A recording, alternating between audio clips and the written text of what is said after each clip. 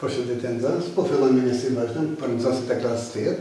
Kjo është njësia zhdukja lloje bimore dhe shtazore. Zhdukja llojeve. Zhdukja llojeve dhe llojeve bimore dhe shtazore është proces natyror. Jetëkohës revolucionit kanë ardhur te ndryshimet e kushteve. Këto ndryshime kanë ndodhur dhe janë zhvilluar gradualisht. Gjatë historisë së botës gjallë, ekzistojnë lloje fosile të cilat nuk kanë mund të adaptohen të kushte, të ofruar klimatike dhe si tilla janë zhdukuar. Rasti konkret e kemi për shembull me llojet e dinosaurëve, të cilat kanë dominuar në tokë afër 130 vite, dhe tani në historie. Domthonë kemi pas jo nëse një lloj ndryshme të dinosaurëve si pterosauria, kotilosauria e tjerë, mirë po për shkak se kushte ndryshimi është ardhur të shputja e zinxhirit ushqimor dhe këta sot e tutje nuk ekzistojnë për shkak se nuk kanë mund të përballojnë kushtet ekzistuese. Pastaj ekzistojnë edhe lloje të tilla shtazore, të cilat si shkak ose për shkak të mënyrës së adaptimit është darë të ndrojnë disa forma trupore. Domthonë kanë të bëjnë disa transformime a rastin konkret, në rast të tillë e kemi me ekstremitet me gjymtyrët e poshtme tek kale. Tek kale fillimisht kale në forma të kaluese, fillimisht ka pas në gjymtyrët e tij, ka pas 5 gishtri. Ka qenë i vogël, domosdoshmë nga pas sa në qenë. Ndryshime klimatike dhe do thonë ka ardhur deri te avancimi gjithsesi me qenë se kale është përdorur në mënyra të tjera, edhe atje ka qenë erë, ka mund me ishte 5 gishtri. Por, duke marrë parasysh format dhe funksionin që kryen domthonë kale zakonisht në shërben për punë fizike, e shfrytëzojnë, ka ardhur deri te redukimi i gishtrimeve. Në këtë kontekst kanë ndikuar normalisht domthonë ndryshimet geologjike, ndryshimet e shtresës tokës, dhe gradualisht duke ardhur te zbulimi, fillimisht në 3 gishtri, ja ku e kemi, ka ardhur te ja për shembull si gishtat anësor, që shkemi këtu shkurtimin me epoka domthonë të masëve, edhe në fund, kryesisht fund, këtë gishtri domthonë, pasi edhe mbetet vetëm se gishtri mesëm. Ja, kjo te ka sot ekziston gishtri vetëm, edhe është ky gishtri mesëm, i vetëm gisht. Ka një gjymtyrë të vetëm se një gisht. Kjo është se rasti adaptimit të shtrirë në kushtet e vënë të mjedisit jetësor. Në njeriu është shkaktar kryesor i cili ndikon në shpejtësinë e zhdukjes së llojeve. Sipas mendimit të shkencëtarëve, rritja e numrit të popullatës dukshëm ka ndikuar në zhdukjen e llojeve të bimëve dhe shtazëve. Fatkeqësisht, në shekullin e fundit, aktivitetet e shumë llojshme të njeriu kanë ndikuar që këtë ndikojnë në formë qoftë direkte apo indirekte në zhdukjen e botës bimore dhe shtazore. Ne do të ndalim dhe do të elaborojmë disa nga këto aktivitete, ku theksohet edhe mendohet do ta përshkruajmë se si ka ardhur deri te zhdukja e llojeve bimore dhe shtazore. Fillimisht në një kemi shkatrimin e vendbanimit natyror. Kemi pastaj prerjen e pyjeve. Kemi tharjen e moçarëve, ndërtimin e banesave, rrjetin rrugor dhe gjëtin dhe peshkin. Pra, në vazhdim të shohim se si i kemi paraqitur në mënyrë më detajuar dhe do të ndalim dhe do të elaborojmë këto faktura.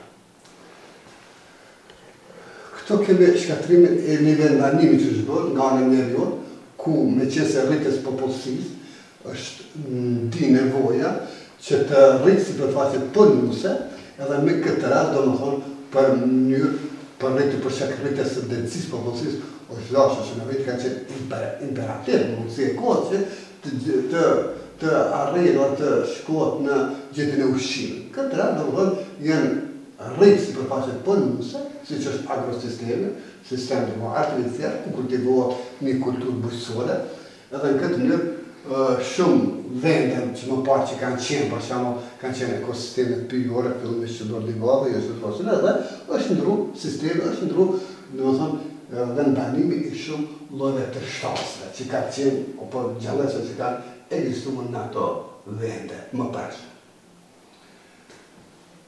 Këto për shofit për shamu se një se si është shkatru, është parasitur shkatrimi pyjeve. Pyjeve bëhet në njërë pa kontrolluar nga anë njeriu, për shkaktizimit të saj bëjot, ose në industri, por edhe njeriu shfrytëzon për nevojat e veta, si për shamu ngrohje. Por në mënyrë indirekte, në kësisoj, do thonë, vjen deri te agjësimi dhe shkputja e zinxhirit ushqimor dhe duke ndiku në zhdukjen e shumë gjallësve të cilat kanë qenë banuar të atyre banimit ekosistemit. Për shembull, të marrim të shërbejmë një shembull, për shembull ketrën ushqet me frytet e dryve dhe shkurave, por edhe ajo mund të jetë një ushqim për shpend delicor apo për dhepër. Pastaj, dhepëra mund të jetë ushqim për ujë, apo shqipuan. Dhe kësaj mungesa e ushqimeve migrojnë çdo tjetër. Do me qenë se prerja pyjeve nuk gjen ushqim për ketrën, zhdukja ketrën, është në formë zinxhirore ndikon në zhdukjen e dhepërës. Edhe pastaj mungesa e dhepërës, domethënë edhe ujësit kështu migrojnë ato vende për shkak të mungesës për gjetjen e ushqimit. Kjo pra ka qenë një faktor kryesor që ka ndikuar në zhdukjen e shumë botës gjatë, përveç ndikimit negativ, ka pas edhe këtë efekt. Edhe zhurma e sharkëve, pastaj makineritë e ndryshme, traktorët e tjerë, ka një efekt sepse ndjell frigën, ndjell trishtimin të shumë zonë. Për shembull rast konkret e kemi për shembull pulegrën, drava, e cila është e ndishme shumë dhe zhurmët. Kjo për shembull ka ndikuar që të braktisë të migrojnë në vendet, si që është vendet pyjet kaluara.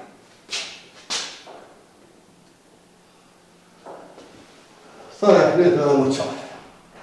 Në moqare këneta kemi për shembull kemi një llojshmëri të botës bimore, të mos, por edhe shtazore, për pas duan kemi të mikrojnë për shembull moqare jeton edhe në vendet zeterike, nuk këtë mund të dobishme, e po, thari atyre, do thonë kemi në këtë mënyrë, kemi edhe shkatrimin e ekosistemit dhe vendanimit të shumë gjallë dhe qëtë, shtazore dhe po bimore, dhe ato janë shëndru, zakonisht, në toka pjellore, dhe me këtë krytësisht është ndryshue kushtet jetësore, shka i ka pa mundësua, do i ka pa mundë që gjallësat të cilat kanë edhisua të, është dorë pa tjetër, ose të zhduke, ose të ndryshojnë në banimin. Atje ku kanë qenë bashkësit jetësore, bashkësit në thonë ujore, janë shëndru në bashkësit kulturave bimore. Do të marrë për shembull si shembull, do ta shërbejmë me kënetën e dikush në Panqevës, atje që ndodh kjo afër Beogradit, do në pjesën më të madhe, kjo tharja apo shkatrimi i saj zbot ja vitet 1933, dhe është transformuar në një sipërfaqe të madhe tokë pjellore. Mirë po, me tharjen e saj janë zhdukur edhe shumë lloje të zëve, si për shembull leleku, ne kemi të figurë, leleku i zi, i cili ka qenë shumë, tani shumë këneta, tani ai po thosë është një lloj e relikt, nuk ekziston fare, njëtë ndodh edhe me gjitaren, si që është masja e egër. Ja, të kemi përshim të cilat sot i kemi shumë të rraba. Si pasoj e zhdukjes së kënetës. Një faktor tjetër që ndikohet në zhdukje apo shkatrimin e botës së gjallë, qoftë bimore dhe shtazore, me të marrë një trend dhe zbë për shembull ndikon edhe ngritja e autostrade apo rrugëve, ja përshënë se çfarë hapësire ka zënë për shembull se rruga kur të ndërtohet, do thonë shkatron shumë toka pjellore, ato ekziston zhduken jo vetëm se kulturat besore të cilat kultivohen për shembull, por njëkohësisht në ato vendanime, në ato tokë gjejnë sërhem, gjejnë vendanim edhe llojet e bimore dhe shtazore prezente aty. Do thonë, përpos autostradave të rrugëve, ndërtimi rrugëve në aspektin infrastrukturor që e ka efektin pozitiv, do thonë i shkurton edhe i afron vendet e ndryshme, Në aspektin tjetër, ka ndikim negativ, sepse mund të shkatroj, të ndryshoj, do të ndryshoj lloj-llojshmërinë, biodiversitetin ekzistues që ka qenë më herë. Do thonë, me ndërtimin e ndërtesave banesore, të rrjetën rrugë dhe objekte tjera, në rajonin gjithë qytete, është shkatruar mbulesa bimore, dhe janë zhdukur shumë ndërmime natyrore, dhe ndryshme. Sidomos, është vërtet theksohet, që vitet e fundit, 100 vitet e fundit, që kur Josip Paqiqi, ky një botanist, do thonë shquar sër, ka përshkruar florën e Beograde, janë zhdukur supozohet ndokun afër 150 lloje sipas shënimeve të tij. Ja, ne kemi disa lloje të cilat janë lloje relikte tani, lloje të rralla ose edhe fare nuk ekzistojnë në atë vend që më parë ka qenë populluara. Fëmës gjertisë dhe peshkimit, një kërësisht në drejt për drejt, është arë dhe të zhdukja e gjallesave, dhe të zhdukja e gjallesave, e rasti konkret, ka arë dhe të zhdukja, do thënë, njeriu i shfrytëzon kafshë për nevojat ndryshme.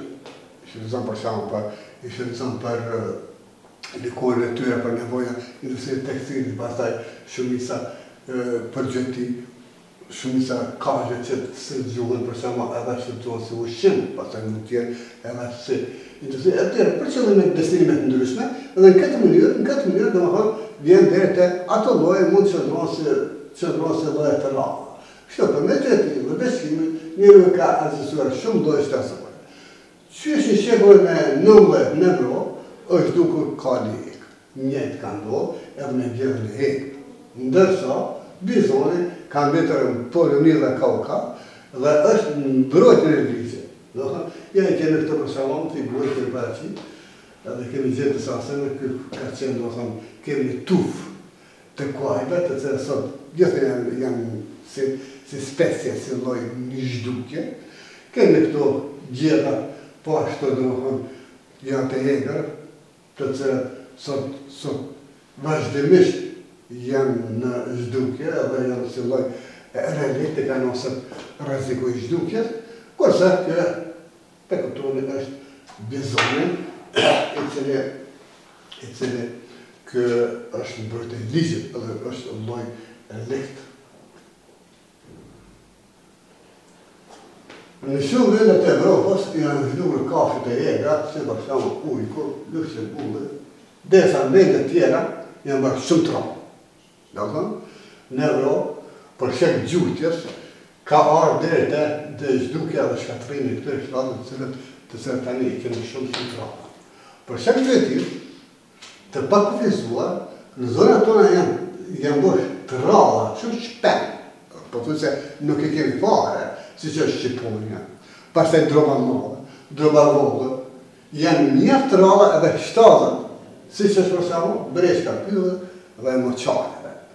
Kurse ndërgjitaret, të cilat gjithnjëherë më shumë i kemi si lloje të cilat kemi si lloje në zhdukje apo zonë të rralla, kemi arion e murën, pastaj dhe të egra, etc.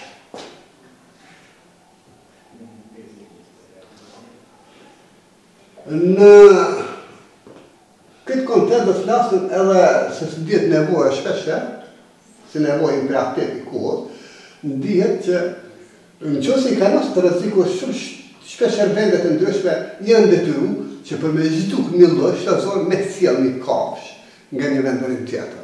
Duke e tillë, ju kujtose që reintroduksion në sjellje e kafshëve në vendane. Në këtë rast është arritën me veti ose pa veti e kanë mund me shkatru tërsi zinxhir, e kanë shkatru zinxhir ushqimor. Për shembull, me nxjerrjen e disa organizmeve të sjellje llojeve të tjera në ekosistem, shkaktojnë ndryshime në zinxhirin, siç e theksova, të marrëdhënieve të qenit të gjalla. Për shembull, kur kunavja, ja kemi këtë vizatë figurë të njëjtë në këtë shtatë, në këtë ditar, e kanë sjell në Australi. Aty kë, me qëse nuk ishte armiq, me qëse kishte ushqim balsur, filloj që mohet me të malë, rrët këtë shumë, munges të armiqme. Kësoj kunavet u bëna rrezik për të mbjella dhe kullotet. Madje as kursat me herë që i vendosën banorët për me asgjësuar këtë drejtës, ishin e pamundur të arrijnë efektin e tyre. Edhe që popullata, do të njerëzit banorët aktual, u detyruan që ta sjellin qenin edhe dhëmbër me qëllim që ta luftojnë kunavën. Mirë, po çfarë ndodhi? Me futjen e qenit, vëdhëtë, për ta luftuar kunavën, ndodhi që qeni çmuat aq shumë të egërsohet edhe tani të sulmohet jo vetëm se dhëmbër, po të e njëjta do ndodhe me dhëmbër. Këta u bënë shumë agresiv, edhe fillon me sulmue, edhe njerëzit fillon me sulmue, edhe shtasët, do thonë shpellët, edhe në këtë mënyrë, edhe kultura besore u çrregullu krejtësisht zgjeru shumë. Edhe vetë në rrugë zgjidhje nga kjo ka qenë do aplikimi metode tjera, siç është metoda biologjike për agjësimin e këtyre. Ndoshta kjo është nisja e sotme sa i përket kësaj nisje, në vazhdim do të nisim me si tjera.